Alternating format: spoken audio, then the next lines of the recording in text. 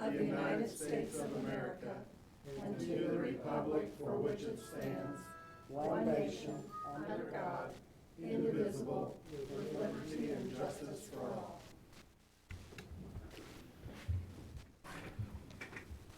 Donna, please note that my fellow commissioners didn't leave the room. Order of business this evening, any changes? No, sir. Prior minutes, February the 12th and February the 19th, ladies. Changes? None. No, everything's fine. Stand approved as presented. This time we'll ask for a motion to approve the consent agenda, items A through G. I so move. We have a motion from Commissioner McClelland and a second by Commissioner Wassinger. All in favor, say aye. Aye. Aye. Aye. Motion carries 3-0. Persons not on the order of business this evening, do we have anyone? Seeing none, we'll move to the extension report. Donna Krug, please. And is Alan also? He is here. You can certainly come up and say something if you would like. Go ahead. Sure, okay. Or for some moral support, He's please. never shy, so. Yeah. Again, my name is Donna Krug, and I'm happy to be here representing the Cottonwood Extension District, so I appreciate the time, just a few minutes with you commissioners. Gosh, about a little over a year ago, we had received your blessing, I guess you would say, as well as the Barton County Commission, but we still didn't have the final approval to become Cottonwood Extension District until June of 2017. So it's been a really whirlwind year, but as the director of the district, I want to just hope that you are seeing some of the fruits of that reason for pulling us together. We're trying really hard to show our presence. If you see us on the Hayes and Great Bend Post with our articles and shared programming. I popped in at the end of the day today in the Ellis County, the Hayes office, and I know Stacy, the agriculture agent, is heading to Great Bend tomorrow as a canola crop program is happening there. So we're just getting a lot of good sharing, and I feel like the agents that we have in place are being allowed to become more of a specialist in their area. So we do have a quarterly newsletter, and I hope that you are on that e-newsletter list so that you're seeing that. We didn't know whether we should limit the number of pages, but we just have so many things going on, so it's kind of long. What we encourage you to do is figure out what your interests are and then just go to those pages. And we have a fairly new horticulture agent in place, and I think he's kind of learning the ropes with his new assignment and accepting that. And we're having the Master Gardener program in Great Bend at this time, and so we're training 15 new Master Gardeners. So that's going to really improve that presence in our community as well. Moving forward, I know that there is some work being done on 601 Main. If you'll just kind of keep us in the loop too, as far as we craft our budget for 2019, we're just interested to know if there will be any other costs, how those projects go, and if you include us in some of those decisions, we'll appreciate that. So, do you have questions for me or for Alan at this time? I'm sure our project manager will be glad to work with you and let you know every time you need to write us a check. That's right. Yes, make sure you We bring. promise to cash them and deposit them right away. And I don't know if you heard about that. Did you hear about that? Yes, the first appropriation was a nice amount, but we just didn't get it right away, and we kept thinking, the mail is really slow on this one, and we found out that with your new treasurer and our new treasurer that I think it just sat in someone's office not quite knowing what to do with it. So we have it corrected, though. We have filled out the proper paperwork to make it an electronic deposit the next time. So it was found. It hadn't been cashed by some unknown person. So, but yeah, it made us wonder for a bit. So. But thank you again for your great support. We appreciate it. What you guys are doing with the new district. Thank you. Thank you very Very much. exciting. Thank you, Alan, also. He's very quiet. Alan's always very quiet unless he's chairing a meeting then.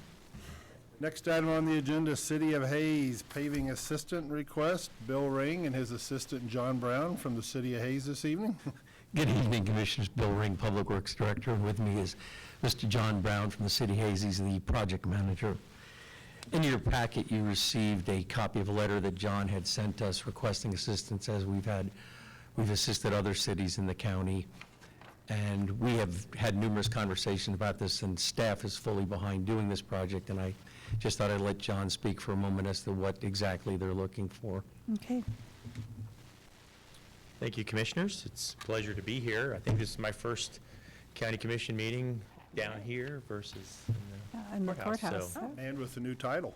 and with a new title. That's Yes. correct. So, as Bill mentioned, we are asking for the county's assistance in doing some chip seal. Typically, the city will contract out chip seal, and we usually have fairly large projects that we contract out. However, this year, the way that our program worked, we only had a few areas, about 6 different locations, mostly in the parks, most notably the access road at the sports complex, SB Drive out there, which needs a chip seal this summer. And so it wasn't really cost effective to try to mobilize a large contractor in to do chip seal this summer for us. So we reached out to Bill and Kurt to see once whether it'd be feasible to have the county chip seal that, and our folks would be happy to help out in terms of, we have a wheeled roller, 9-wheel roller, so we can, assist with that, and in whatever capacity our folks can help, but, reimbursing the cost of the material and the labor and stuff like that. So that's why I'm here, and hopefully we can work something out that's beneficial to both city and county in this instance. So. That's great. Sounds good. I think it's a very good idea. Well, I'd like to point out that this is one of many instances where the city and county have worked well together. Yes. And the city of Hayes is part of Ellis County. So we're happy to help the city of Hayes as well as all the other cities in Ellis County. So thanks for coming by and talking to us. I appreciate that. Thank you. If there's any questions, I could be happy to answer. I think we're all three in favor of it, so Yes. glad to work with you again. Yes. Great, thank you. Thank you, John. Thanks, John.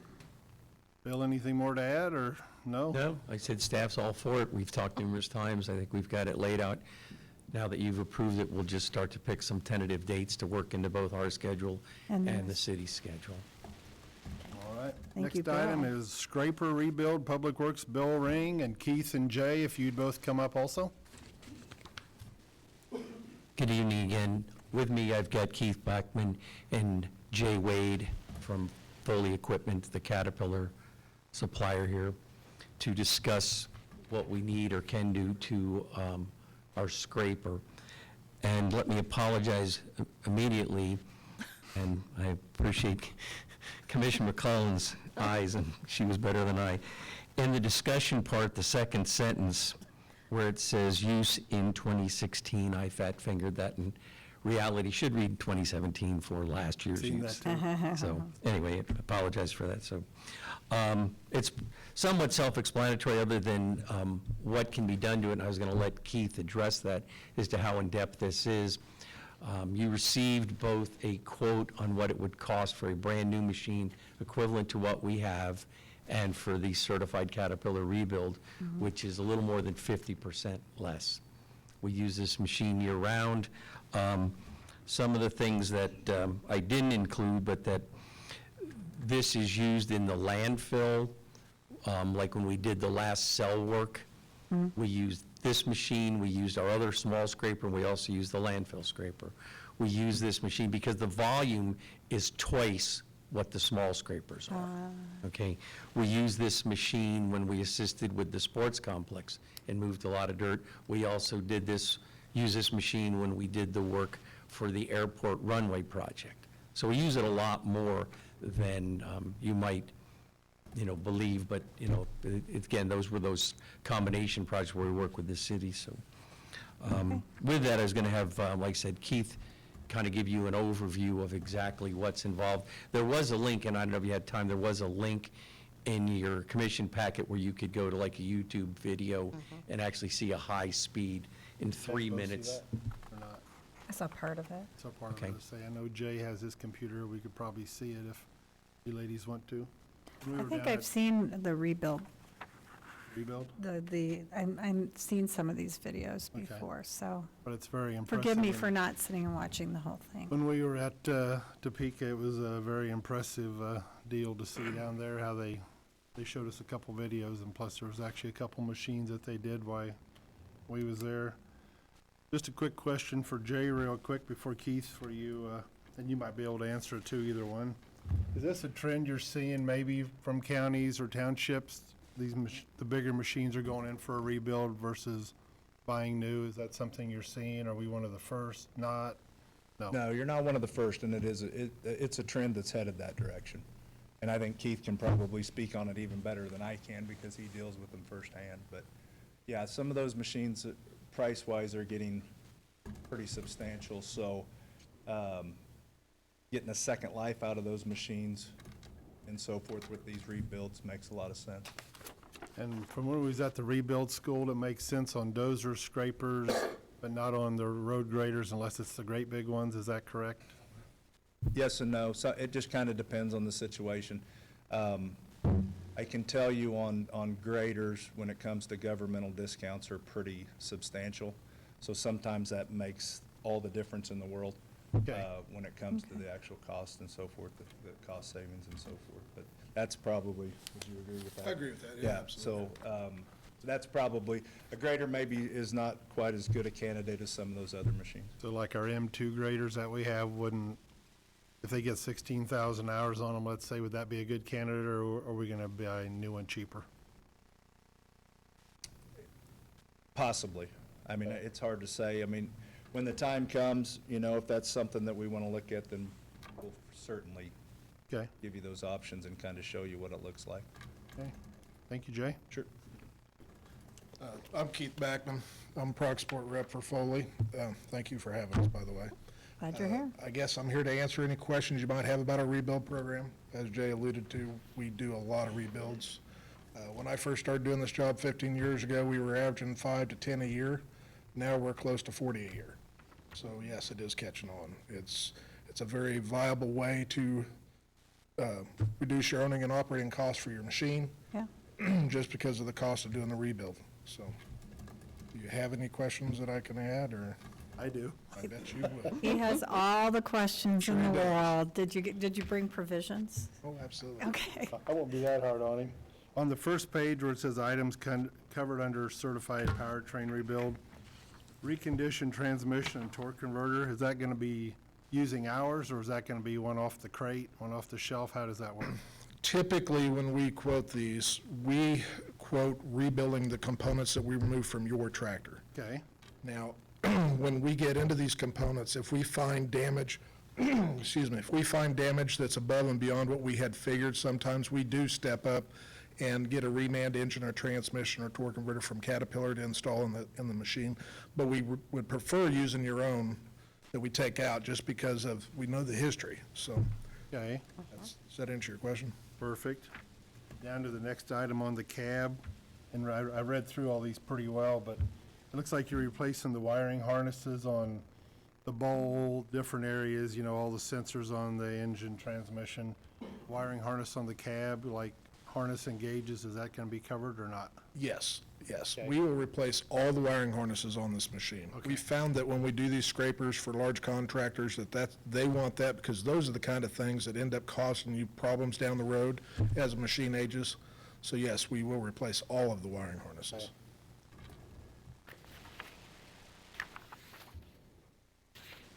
Lastly, when Kurt and myself and Bill was at Topeka for that rebuild class there, we talked to your financing guy through Pratt. That was just something maybe we could budget for the next X amount of years.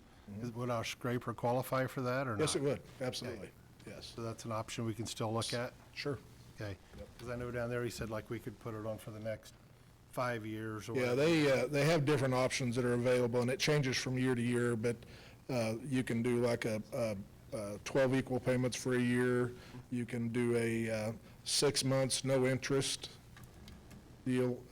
You can also do a 24-month equal payments with, and I'm not sure what the interest rate is right now. I'd have to look at the program, but there's like 6 or 7 different options. I know that night when we was down there, I mean, some of them options looked pretty enticing for counties, especially where we could use X amount of dollars to budget each year for that. So I didn't know if that would qualify or not, being it isn't a total rebuild. Yeah. Yeah. That's what we're going through, so. And turnaround time is still the 9 to 10 weeks, you believe? That's correct, yes, yes. Okay. Good job, you answered mine. Okay, good. Ladies, it's your turn. Good job. I think you took care of all my questions. I appreciate it. Thank you. That's all I had written down as well. Oh, Good, well, thank you. in reading through this, is there any little place that you didn't hit? You know, actually, when we quote these, we try to cover everything that could possibly go wrong with the machine, because when you get it back, it's going to be like a new machine again. And you expect new. For that kind of money to rebuild, it needs to be as reliable as possible. So yes, that's what we try to do. Well, it was quite interesting to read all these things, and anyhow, I just thought maybe they missed any. Well, that's why I noticed the wiring harness, just why I thought I'd ask Yeah. in gauges, it wasn't listed, so. Anyway, but, and 3-year, 5,000-hour warranties, so that will do us wonders, so That would do us great, so, that's all I had, ladies. okay. Thanks for being here. Thank you, Keith, at this time. Thank you. Oh, thank you. Thank you both. This time I'd ask for a motion to rebuild unit number 1-419, a Cat 623 scraper. I move we approve the proposal from Foley Equipment to do the powertrain rebuild on the 87 Caterpillar 623C scraper unit 1-419 in the amount of $346,726. This includes the Caterpillar warranty on powertrain and hydraulics for a 3-year, 5,000-hour warranty. And I will second that motion. We have a motion by Commissioner Wassinger and a second by Commissioner McClellan. Any further discussion? None? All in favor say aye. Aye. Hi. Motion carries 3-0, Donna. Thank you, Commissioners, and also just to clarify that that warranty is the exact same warranty if we bought new. So we're getting this, we're getting a brand-new warranty with it. Great. I did ask Jay that today, and he said that was in his price quote when he quoted you. Correct. If you look at both pieces of paper from Foley that I provided, the warranty is the same stipulation, which is, that's a big benefit because we get the, the same coverage. It's not a restricted warranty. Right. Thank you very much. Thank you. Good. Next item this evening is a vehicle replacement. Health Services Director Carrie McKee.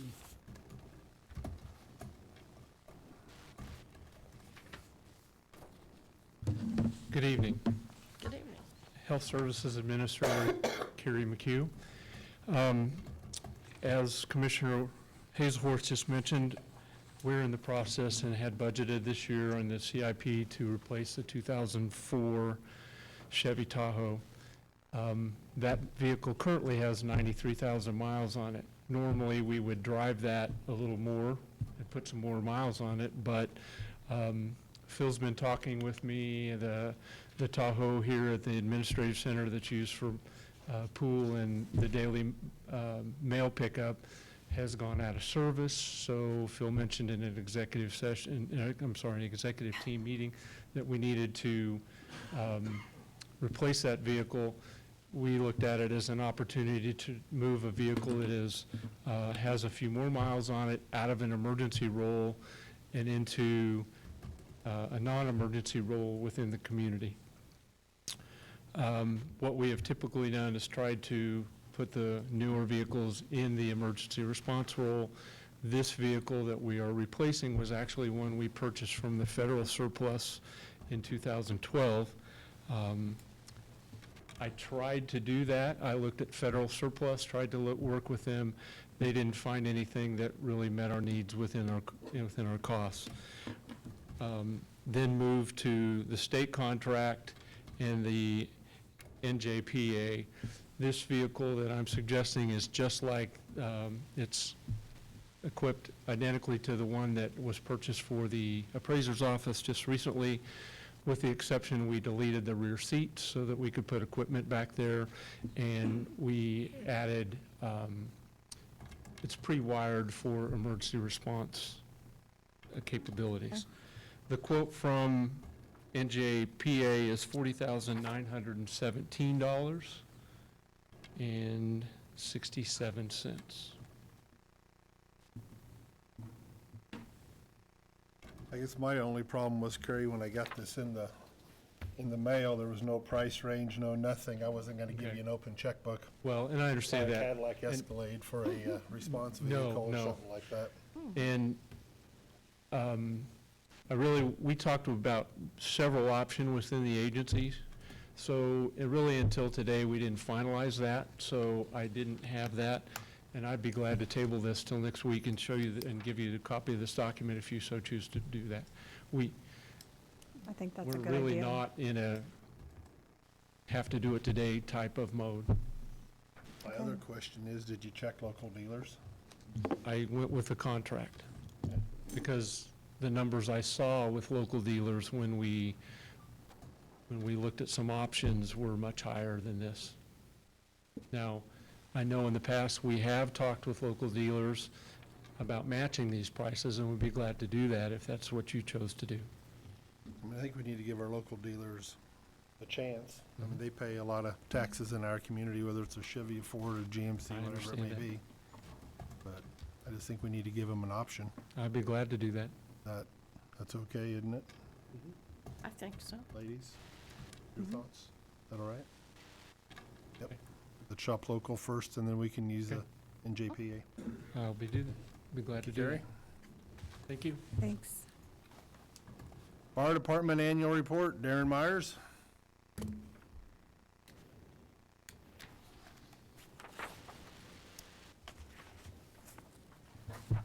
Good evening, Commissioners. Darren Myers, Director of Fire and Emergency Management.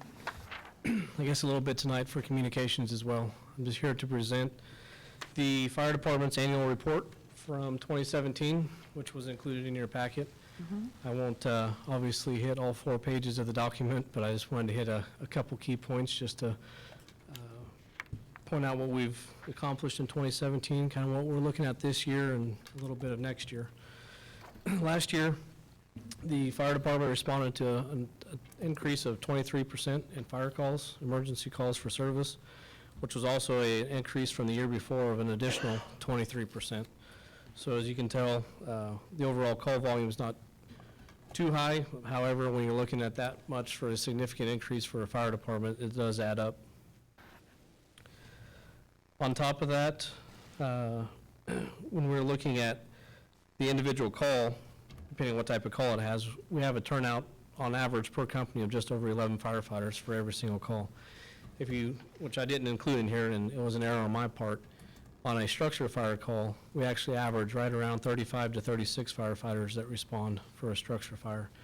But however, that's looking at all companies together, as the commission may be aware that we do have multiple companies that get dispatched to the structure fire due to the type and the nature of the incident.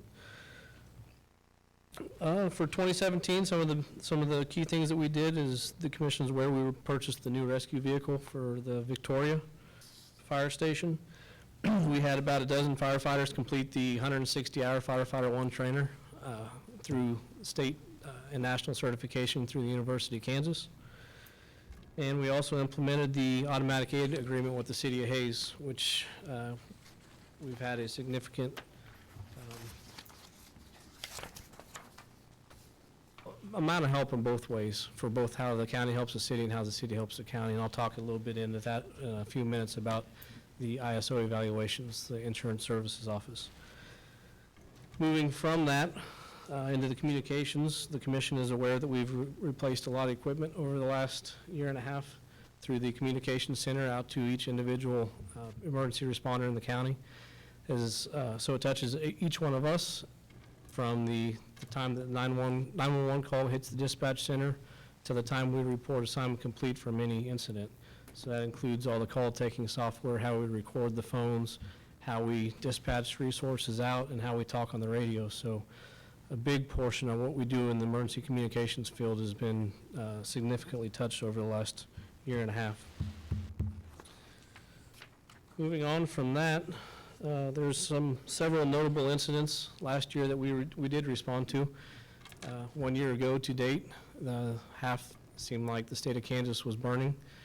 It was the first year in the state's history that 7 FMAGs, which are Fire Management Assistant Grants, were issued, which is a national or a federal program that has to be signed by the President of the United States.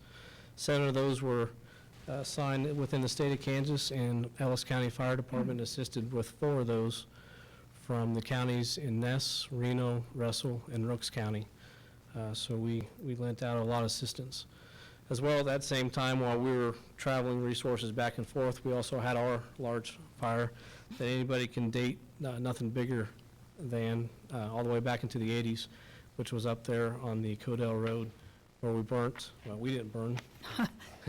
It burnt about 7,500 acres. Commissioner Wassinger went up there with us to take a look at it, and it was about a 36-hour event from start to finish. So that was the big key points from last year that we responded to.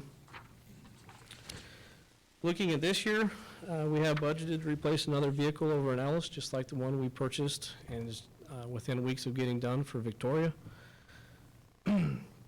We are currently working and just submitted a grant last week to build a new training facility here in Hayes, which is going to be a regional training facility. We got letters of support from many state organizations and other fire departments surrounding Ellis County, which I believe is about a $300,000 grant to complete that project. So we're excited and looking forward to getting some results back from that and possibly moving forward. This year we'll update the emergency operations plan, which we've kind of already gotten started over the last several months. That's about an 800-page document that's going to be significantly reduced and looked at with multiple departments, both city and county, cities and counties within Ellis County. Later this year, also with emergency management, we're looking at the outdoor warning sirens. I just did a significant research project on our sirens, and we had a company come out and did a entire county survey of the sirens within the county. The commission may or may not be aware, but they were all installed, most of them in 1979. Since that time, technology and the way you use the sirens, the way they're supposed to be operated has significantly changed. So looking forward to working on that project later this year. And then all the way out till 2019, a couple key things to point out too is one big project that we may look to consider is updating the computer-aided dispatch and records management system, which ties into the new radios we just bought to track the GPS, which we've kind of pushed off a little bit after purchasing those radios. That's going to be a joint project with the cities of Hayes, Ellis, Victoria, Fort Hays State, and Ellis County. And we're going to have a meeting later this month to possibly start looking at how we're going to fund that with multi-agency funding. That's not all going to be on the county's pocketbook. So Excellent. we started a couple weeks ago. There was about 20 of us that went down to Dodge City to view their dispatch center and how they're implementing that technology down there. And then the biggest thing next year that I'd like to point out, the last thing, is that we are paying off 2 of our leases with local banks on fire department vehicles and our breathing apparatus. So that's less debt the county will have to worry about each year. With that, I will stand for any questions on everything that I may have said or was in the document. I am very impressed with all that you've accomplished in your short time with Ellis County, and I'm really impressed with what you've done with the emergency 911 system. We're all doing a lot with that. I know you all are, but you have really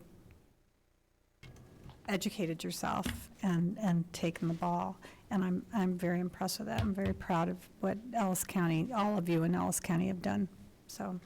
We ditto that as well. All of us are appreciative for the commission being supportive of the projects that we're bringing to you as well. Marcy, any questions? No, I don't have any questions. I just think he's really strengthened our Ellis County Fire Department very much. Thanks. Thank you.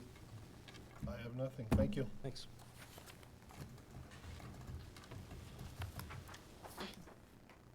Next item, Courthouse Preservation Project, County Administrator. Thank you, Mr. Chair. County Administrator Philip Smith Haynes. This is a request by the Courthouse Preservation Committee for the commission to authorize the release of payment in the amount of $20,000 to Kansas Granite of Ellis. This is the second of 3 anticipated payments to that firm for stone and stone work on the restoration of the historic courthouse. We did previously approve that the commission chair could approve payments of up to $5,000 without coming back to the full commission, but this one is over that limit, so just bringing it to you and be happy to answer questions. I have none. I don't have any questions. Barb? I have none. That works. Okay. All 3 commissioners are in agreement. We will consider that approved, and I will get a check for the chair to sign. Thank you very much. We'll move on to County Council reports. Mr. Bill Jeter. Mr. Chairman, Bill Jeter, County Councilor. I don't have a report this evening. Thank you. Move on to County Administrator report. Thank you, County Administrator Philip Smith Haynes. I'm going to take Mr. Jeter's time. Number of items this evening. Means you don't either. We'll move on. First item that I wanted to bring to the Commission's attention is that we have had a request from Court Services to sublet, we'll call it, one of their vacant offices. As you may recall, in the courthouse reconstruction, we anticipated future expansion of Court Services that has not been funded yet, and so they have a vacant office, and they would like to invite Juvenile Services to occupy that office. They think that's mutually beneficial for both agencies. Mr. Jeter has drafted up a short little agreement between those 2 agencies, so barring any commission objections, Oh, I think it we'll sounds like a move great forward with idea. that. The second item I have this evening is to thank you and also ask for a motion. And the thanks are your diligence in continuing to recruit folks for the Central Kansas Library Board. We have someone, Becky Rogowski of Rural Hayes has agreed to serve on that board, so I believe the clerk would love a motion to appoint Ms. Rogowski. I move we appoint Becky Rogowski to the Central Kansas Library Board. And I will second that motion. We have a motion and a second. There's no discussion. All in favor say aye. Aye. We don't want to change your mind. It's been empty for a long time, Yes. and I was very grateful for Becky contacting me when I put it on social media. So now if we could just get someone from Suburban Estates to step up to the plate, we will be We don't have doing pretty anybody- well. If we had somebody sitting out in the audience from there, we'd just appoint them. Then I have a number of upcoming events to discuss with the commission, and I think you're aware of all of these. Hopefully have them on your calendars already, but I'll just mention them since we're live on TV this evening and for the press. First in order is that on Monday, March 26th, we will be having our annual road tour.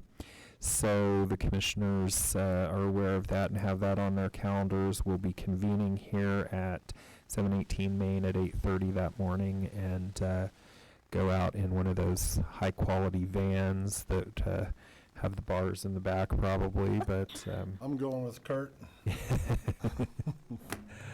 the second item to note would be for April 18th, and that is the annual meeting of the Northwest Kansas County Officials, sometimes known as the Little KAC at Colby.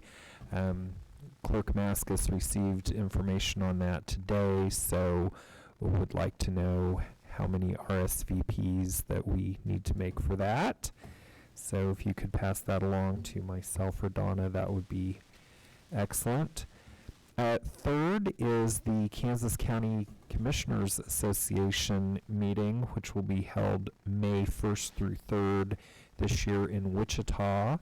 So would love to know how many of you plan to attend that this year. I think the the agenda looks a little more interesting this year, but we'll see. And then finally, I know you're all aware, but again to mention, on Thursday, May 10th at 4 p.m., we have a ribbon cutting scheduled with the Hayes Area Chamber of Commerce for our new health facility at 2507 Canterbury. And that is all I have for this evening. Thank you.